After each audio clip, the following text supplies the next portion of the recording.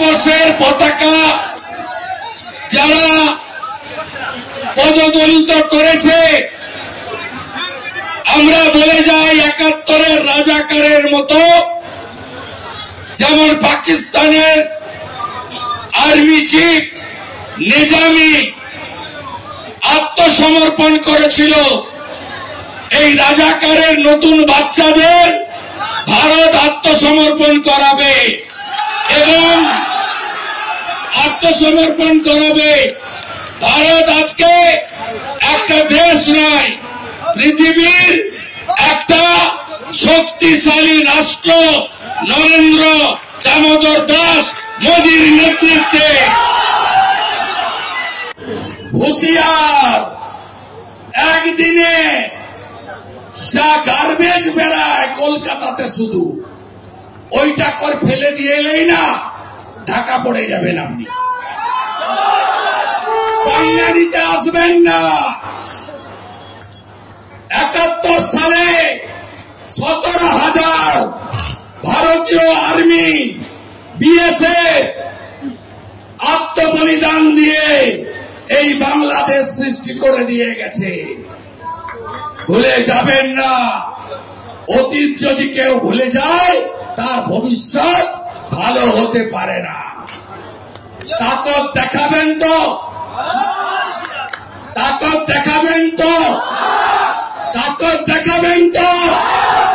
হিন্দুদের তাকত দেখানোর সময় এসেছে, সময় এসেছে। बांटेंगे तो एक रहेंगे तो एक रहेंगे तो एक रहेंगे तो एक रहेंगे तो এক থাকার সময় এসে গেছে, এসে গেছে। আমি সন্ত সমাজের পক্ষ থেকে মহারাজকে বলবো ১ মিনিট জানাতে আপনারা কেউ উঠবেন না। এই দেশ রাশিয়া ইউক্রেনের যুদ্ধ বন্ধ করে ৩০,০০০ ভারতীয় ছাত্র ছাত্রীকে মোদিজি বায়ুসেনার প্লেনে একদিনের মধ্যে ফেরত আনতে পারেন। এর নাম ভারতবর্ষ। এই ভারতবর্ষ G20 নেতৃত্ব দেয়। এই ভারতবর্ষ ১২তম নয়, আজকের বিশ্বের ৪র্থ শক্তিশালী অর্থনৈতিক দেশ। এই ভারতবর্ষ, এই হিন্দু সমাজ আমেরিকার প্রেসিডেন্ট নির্বাচনে ট্রাম্পকে জিতাতে পারে। তাই আমরা ভারতে নয়, আজকে বিশ্বের শক্তিশালী রাষ্ট্র। হাসি মারাতে অনেকগুলো শব্দ দানব রাখা আছে, দুটো যদি ঘুরিয়ে দেয় না, ভারতের বীর সেনারা ছুটে পালিয়ে যাবে এই মোল্লা ইউনূসের দল। বাংলায় আমরা ভালো নেই।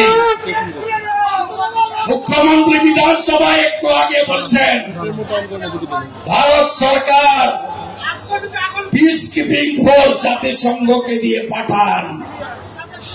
মাননীয় ফালাকাটায় দুর্গা মণ্ডপে ঢুকে যখন জিহাদিরা বলল শাঁখ বাজাবেন না, উলুধ্বনি দেবেন না, ঢাক বাজাবেন না, কোথায় ছিল আপনার পুলিশ? মাননীয় গার্ডেন রিচে দুর্গা মণ্ডপে ঢুকে বলল গীতা পাঠ, চণ্ডী পাঠ, মন্ত্র উচ্চারণের মাইক বন্ধ করো, কোথায় ছিল আপনার পুলিশ? মাননীয় হাওড়ার শ্যামপুরে ৫টা দুর্গা মূর্তি ভাঙল বিজয়া দশমীতে, কোথায় ছিল আপনার পুলিশ? কার্তিক পুজোয় বেলডাঙ্গাতে সব হিন্দুকে মেরে মন্দির ভেঙে